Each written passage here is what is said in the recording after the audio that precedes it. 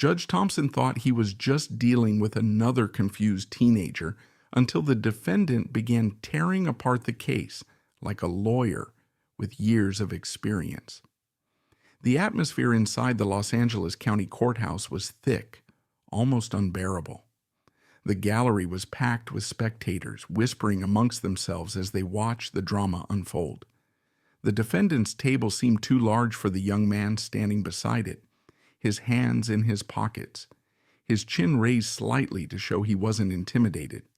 David Mason, 19, accused of grand theft auto and resisting arrest. The charges were serious, but the way Judge Henry Thompson looked at him, it was clear that the real battle had nothing to do with the law. Thompson leaned back in his chair, his fingers tapping lazily on the polished wood of his desk, staring at David over the rim of his glasses, his lips twisting into something between a sneer and a smirk. "You think you're some kind of legal expert?" he said with dry amusement. "This isn't a debate club, kid." A few chuckles rippled through the room. The bailiff, the stenographer, even the prosecutor, they all joined in the joke. David didn't flinch. He wasn't laughing. He had spent years preparing for this moment, not this exact moment, but he knew the courtroom like the back of his hand. While other kids memorized sports stats, he memorized case law. While his friends played video games, he played mock trials in his mind, arguing imaginary cases with himself. His mother, Helen Mason, had been a paralegal for over 20 years, and David had grown up hearing the stories she brought home, how prosecutors cut corners, how judges played favorites, how some defense attorneys barely put in any effort. By the time he was 14, he could break down a trial better than most law students, but none of that mattered to Thompson. To him, David was just another troublemaking kid. "Let's make this quick," the judge sighed, flipping open the case file. "I have a tea time at 2. The audience chuckled again, but this time something changed. David's lips curled into a faint, almost imperceptible smirk, because Thompson had just made his first mistake, but no one in the courtroom had noticed yet. The prosecutor, Jack Reynolds, rose from his seat, his posture confident, as though the case had already been decided. His suit was sharp, his tie perfectly knotted, and his voice carried that practiced assurance of someone who had delivered the same speech 100 times. "Your Honor, the state will prove beyond a shadow of a doubt that the defendant, David Mason, was caught red-handed in a stolen vehicle, a 2023 BMW 5 Series, reported missing just hours before his arrest. Officers pursued him through downtown, where he allegedly tried to flee before being caught. His fingerprints were found on the steering wheel. The prosecution submits that the evidence speaks for itself." The words landed with weight, and the crowd shifted, whispering among themselves. On the surface, it seemed damning. A stolen car, a chase, an arrest. Judge Thompson glanced at David over his glasses, then turned back to Reynolds. "Go on." The prosecutor walked toward the jury box, his polished shoes clicking on the floor. "The defense may try to convince you that this was all a misunderstanding, that Mr. Mason is just an unfortunate victim of circumstance." He turned to lock eyes with David for the first time. "But let's be real. What kind of victim runs from the police?" The tension in the room grew thick. Judge Thompson leaned forward, resting his chin on his hand. David didn't blink. Reynolds kept flipping through his papers. "Your Honor, I have here the testimony of Officer Michael Green, who personally witnessed the defendant behind the wheel before he tried to flee. The car was confirmed stolen. The arrest was made properly." Thompson exhaled through his nose, nodding. "Sounds straightforward to me. And for most people in the room, it probably did. The case seemed clear-cut. A stolen car, a chase, an arrest. But David had spent too many years studying trials not to see the cracks. Still, he stayed silent, watching and waiting. Judge Thompson tapped his gavel lightly. "All right, let's hear the defense." He turned to David's lawyer, a public defender named Sarah Jenkins, who hadn't said much since entering the courtroom. She stood up, shifting nervously. "Your Honor, my client." David placed a hand on her arm, a silent request. She hesitated, then sat back down. For the first time, David spoke. "I'll be representing myself, Your Honor." The room went completely silent. Thompson stared at him, clearly amused. "You'll what?" David's voice was calm and steady. "I'll be defending myself." A murmur spread through the courtroom. The bailiff raised his eyebrows. Reynolds's smirk faltered for just a moment before he burst out laughing. This should be interesting. But no one was laughing when David took his first step forward, because everything was about to change. The weight of the courtroom seemed to press down on David as he adjusted his stance, his hands still tucked into his pockets. He let the silence stretch just a little longer, enough to make everyone feel uneasy. Finally, he spoke. "Your Honor, before I begin, I'd like to confirm something with the prosecution."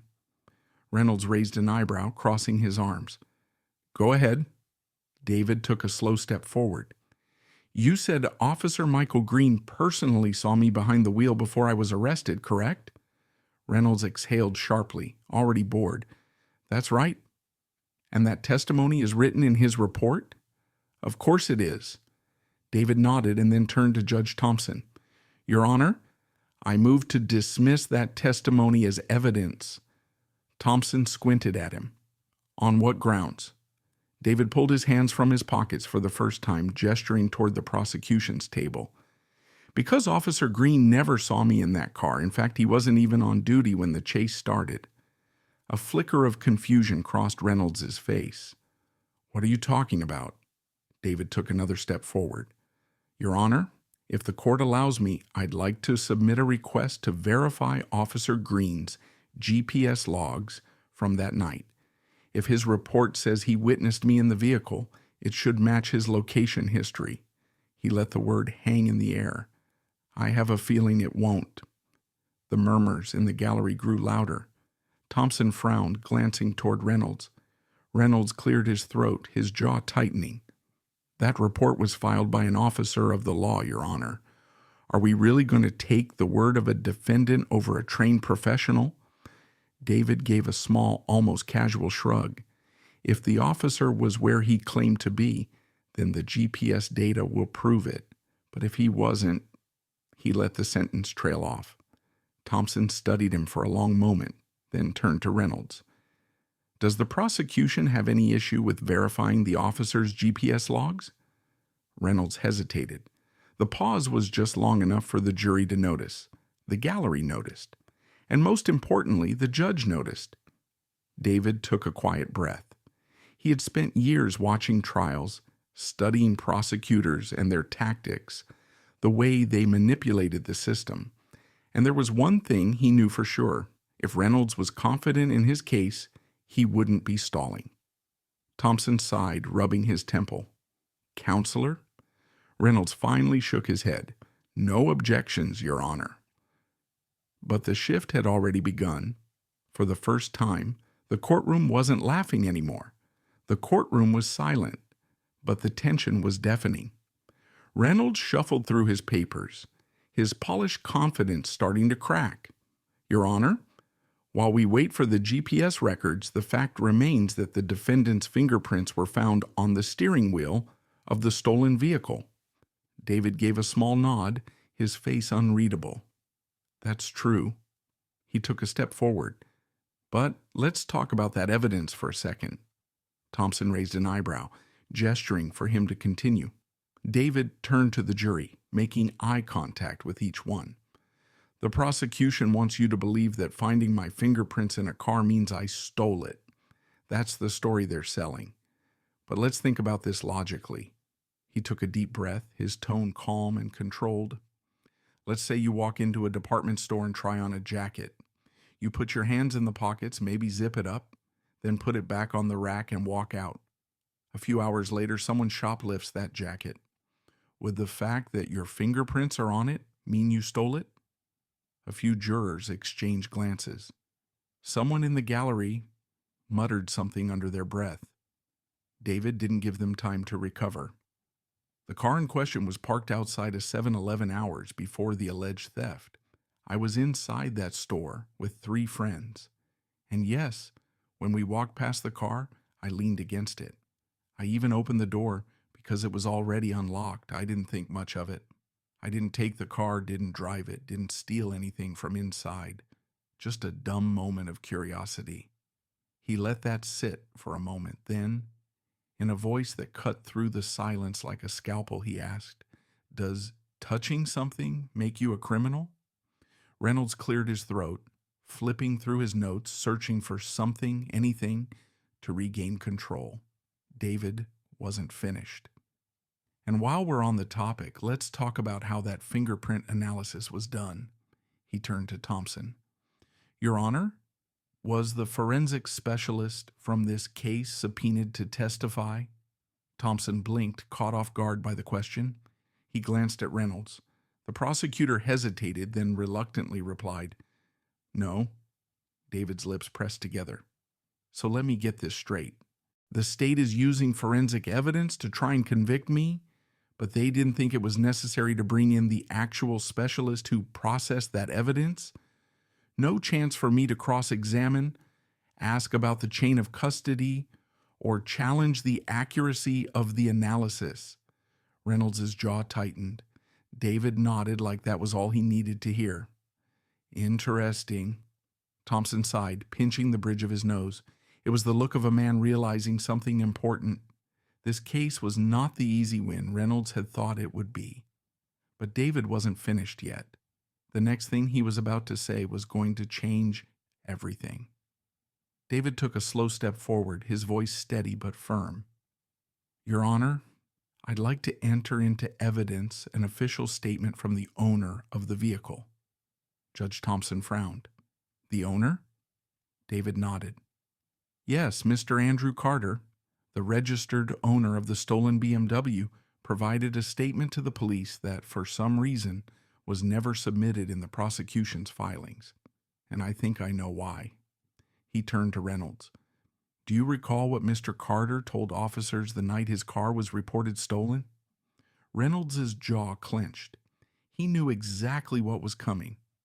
David didn't wait for him to answer.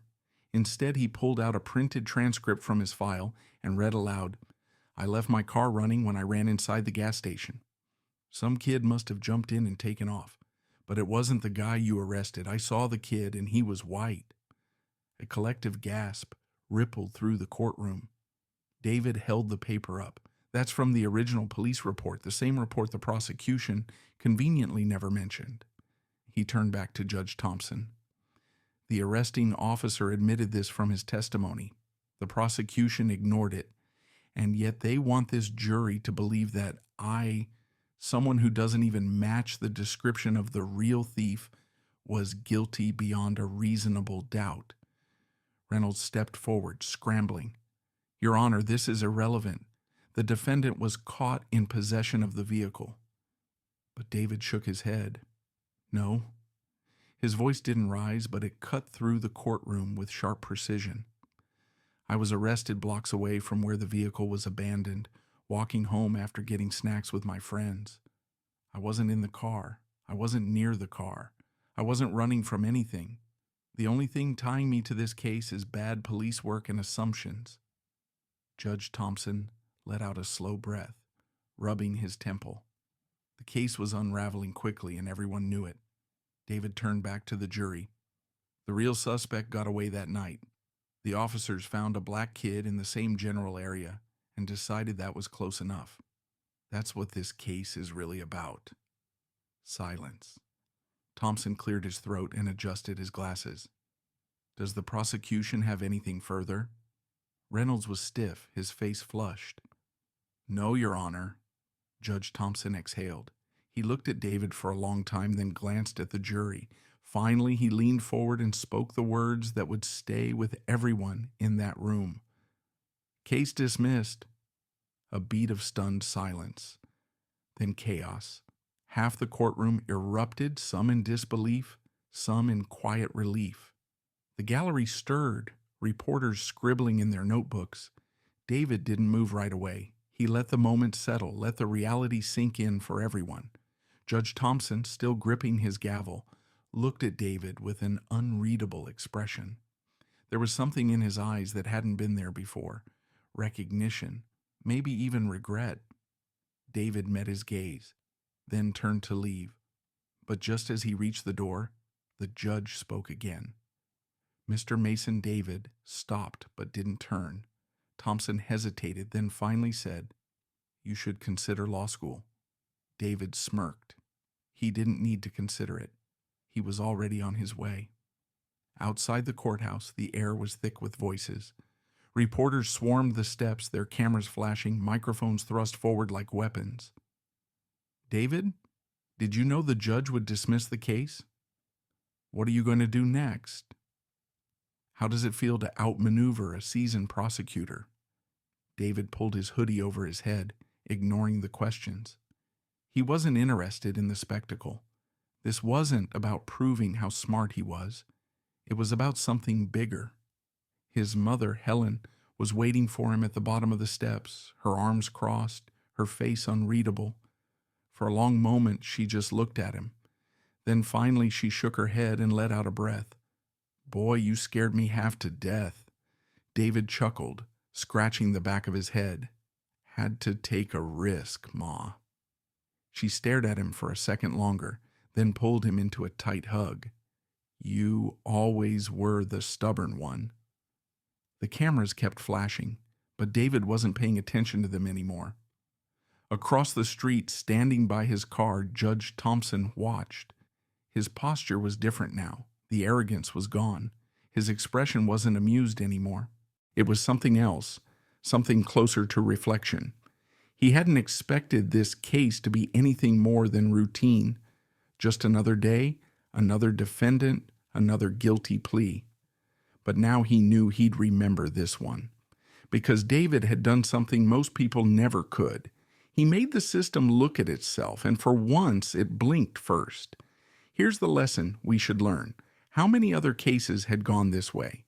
How many people had been convicted not because of evidence, but because of bias, shortcuts, and a system that cared more about closing cases than finding the truth? David had the knowledge to fight back, but what about those who didn't? This wasn't just about one case. It was about all of them. He knew what he had to do next. This courtroom wouldn't be the last one he stood in, but next time, he wouldn't be the defendant, he'd be the attorney. And when that day came, he wouldn't be the only one. If this story made you think even for a moment, then share it.